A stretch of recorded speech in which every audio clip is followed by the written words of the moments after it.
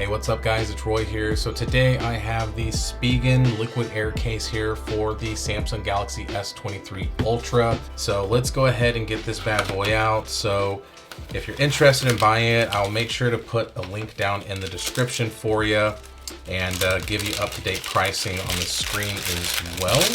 Let's see, there's the phone case, there's some literature from Spigen inside the box, has the very recognizable spider web pattern inside, has air cushion technology inside of it as well that's going to help with drop protection and all that good stuff. And there is the back, so let's go ahead and get it put on. Very simple stuff, very easy, and there it is. So there's the phone case installed.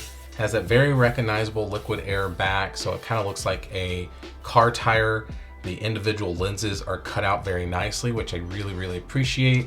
Also has this pill-shaped cutout here that you can kind of see the green shining through the back there. The sides have a ribbed pattern here, so it's going to help with grip, especially since this is such a big phone. Power button has some teeth here, volume up and down button as well. The corners are a little bit rounded, so that's nice, especially since this is a very sharp and very boxy phone. The bottom, we do have a really nice cutout there for the USB-C charging port, the speaker, and the S Pen, which is very easy to get in and out, as you can see, so no problems there. The sides here has a very nice rib pattern once again, has some Spigen branding as well there. And then the top is very simple with a simple cutout for the microphone up there. And that's just to show you how slim it is. Looking at the front, you can see that we do have some raised lips. Even though it is a kind of curved screen, it's not completely flat on the S23 Ultra. We are getting some good lip protection here. It's tempered glass friendly and it looks very good right there. So next, let's go ahead and do the wobble test here. So I'm just gonna kind of put it face down here, shake it. There's no shaking really going on.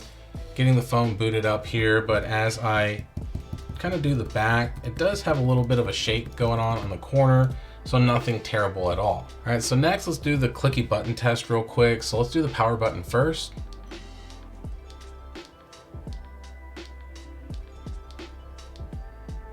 Okay, and let's go ahead and do the volume up and down.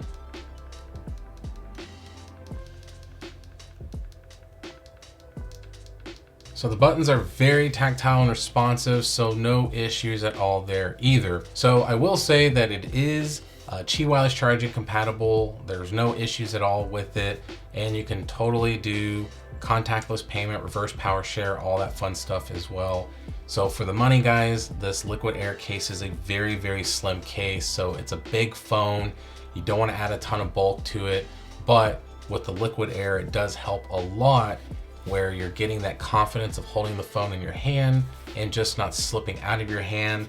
The liquid air, though, I will say sometimes can be a little slippery depending on how hot or cold it is outside. So if it's super cold outside, your hands might be really dry and it just maybe gets a little bit slippery.